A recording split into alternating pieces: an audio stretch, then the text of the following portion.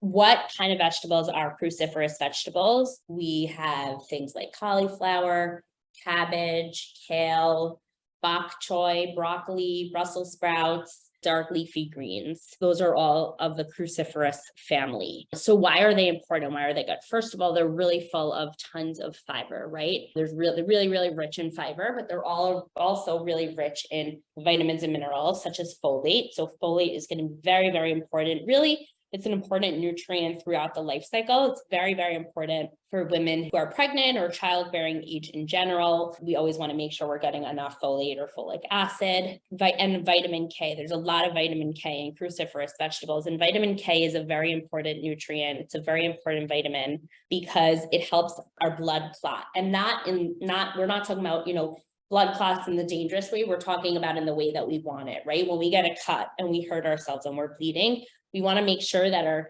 our body sends the response to clot, and so that we stop bleeding. And unfortunately, people who have vitamin K deficiency, they bruise very easily, and it's very difficult for their blood to clot, and sometimes doesn't clot at all. And, it can end up being really detrimental to the point of, it can become fatal because one could lose too much blood. So vitamin K is something really important. When our babies are born, actually, the first shot they get in the hospital is a vitamin K shot to make sure that they have enough of that to kind of build up those initial stores before they start getting more vitamin K through breast milk or formula or food a few months down the line.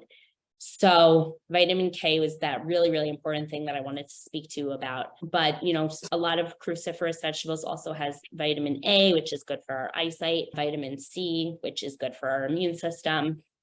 And they have a ton of anti-inflammatory properties, which are very important to help reduce the risk of chronic diseases such as cancer. So there's a lot of really great health benefits to cruciferous vegetables. Be proud of yourself for eating these foods that are really nutrient dense, but also just know a little bit more about why we need to be eating those foods.